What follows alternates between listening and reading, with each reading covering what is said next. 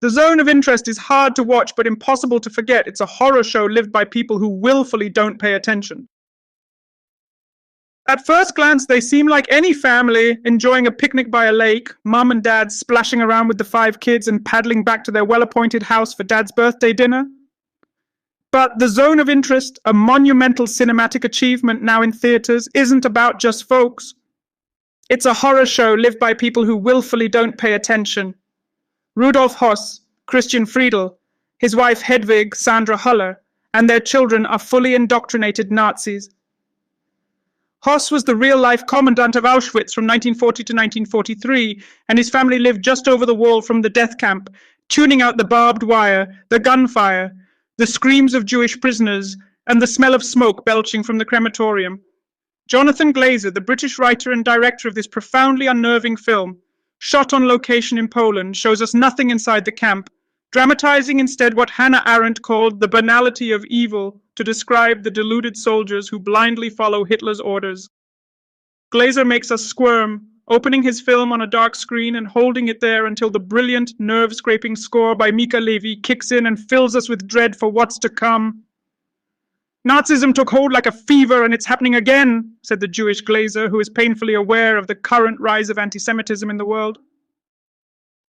Though loosely based on the 2014 novel by Martin Amis, the film goes its own way by using real names and keeping the Holocaust details at a remove, which only intensifies the bone-chilling horror that creeps so close. The Zone of Interest is Glazer's 4th and best film so far, following the masterful Under the Skin, Birth, and Sexy Beast.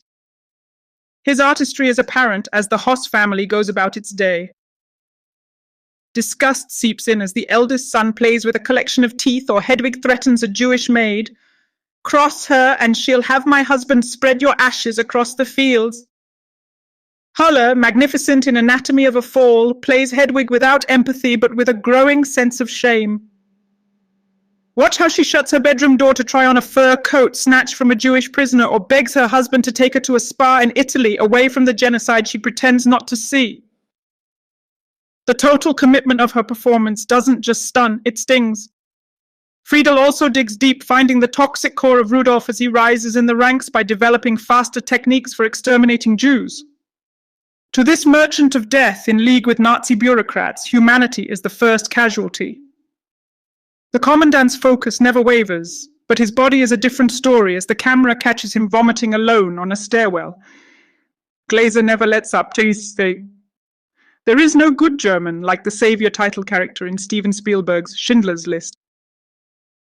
The Jews and the Zone of Interest are denied the light of rescue, and Anne Frank to remind them that people really are good at heart. Jews remain in the shadows as if the enormity of their fate couldn't be contained in one film. The late director Stanley Kubrick criticized Spielberg's take for softening the blow, saying, "The Holocaust is about 6 million people who get killed. Schindler's List is about 600 who don't." A valid point. Yet it's also valid to state that Glazer's moral grasp of the material is unflinching. Who says it can't happen here? It already has and might again if we refuse to be vigilant. Hard to watch but impossible to forget. The Zone of Interest is a wake-up call issued from the bowels of hell. We ignore it at our peril,